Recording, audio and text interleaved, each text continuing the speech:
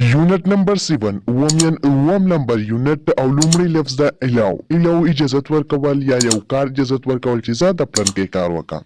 For example, my father doesn't allow me to go there. زما پلار زما والد صاحب هلته د تلو اجازت نه راکوي چې زه هلته لاړ شم. My father doesn't allow me to go there.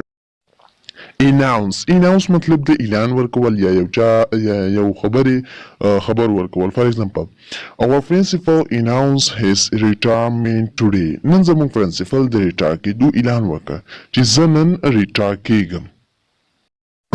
Claim مطلب دی دعوه کول، یو څیز دعوه کول. For example, the Russian claimed that Mullah Nasruddin was born in Russia. چې د روسان چې دي روسي ولایت خلک چې دي دا دعوه کوي چې مولا نصرالدین چې دا په رشیا کې پیدا شوی و. کنډیشن مطلب دی حالات، یعنی مونږ تاسو موبایل ده چې تاسو ورته چې په کوم حالات کې په انګلیش کې کنډیشن یا موټر دی په کوم حالات کې د ښه ده او که نه ده، کنډیشن حالات یې څنګه ده. نو فار ایگزامپل the car is in a good condition. موټر په ښه حالات کې دی، یعنی ښه نوی موټر ښکاري.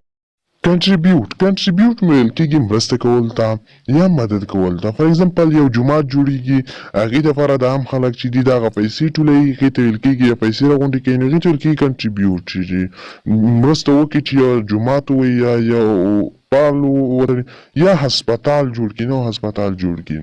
فار ایگزامپل we decided to contribute money to the new hospital. مونږ فیصله وکړه چې د نوي هسپتال لپاره پیسې راغونډې کړو، نه دي پیسې ورته پیسو چنده ورته وکړو چې دا ترڅو دا نوی هسپتال چې دا جوړ کړو.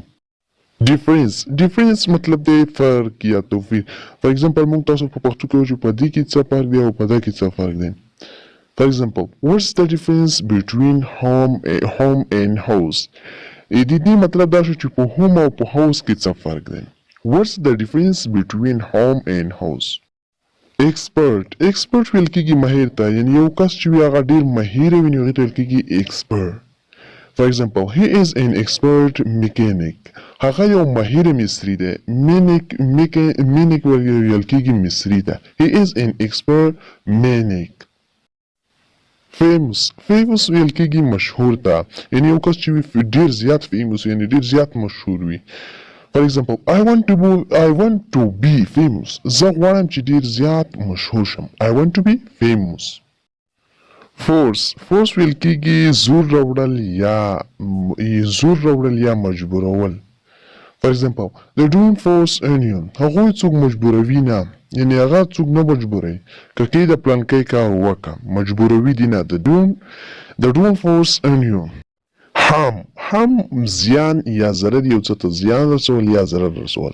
For example, this medicine harm my stomach. دې دوايي خو زما معدې ته زیان ورکوي، یعنی زیان یې ورسول. دا حرم نه ویل کېږي، دغه لغات ویل کېږي harm. These medicines or harm my stomach. دا stomach هم نه ویل کېږي، زیاتره خلک یې stomach وایي او دا stomach نه ویل کېږي stomach. دغه دوایي زما معدې ته ډېر زیات زیان ورسولو. stomach معدې ته وایي. lay مطلب دی سملول. For example, lay the baby down. ماشوم دلته سملوه. lay the baby down. peace مطلب دی امن. امن دی. we want peace. مونږ امن غواړو. we want peace. مونږ امن غواړو. Friends ویل کېږي شهزاده ته، یعنی شهزاده ته. For example, what's the difference between a prince and a princess? په شهزاده او په شهزادې کې څه فرق دی؟ What's the difference between a prince and a princess? په شهزاده او په شهزادې کې څه فرق دی؟ Protect ویل کېږي حفاظت کول ده. For example, may Allah protect you from the evil eye. الله جل جلاله د بد نظر څخه وساته، یعنی الله جل جلاله د بد نظر څخه په حفاظت وکړه. Sense مطلب دی حس کول.